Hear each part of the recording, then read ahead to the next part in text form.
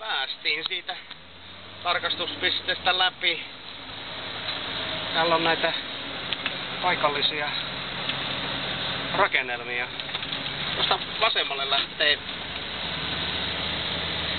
Puikkolan kyläraitti. Voimme käydä sitten tullessa katsomassa mitä sinne kuuluu, mutta tästä nyt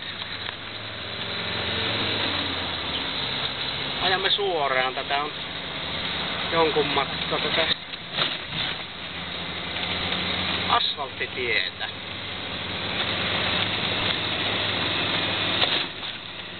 On pikkusen reijille päästy.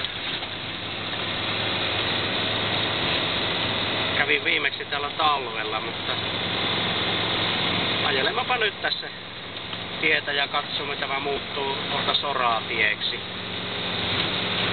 Tämän matkan teko. Tästä on noin 10 kilometriä itse kylälle.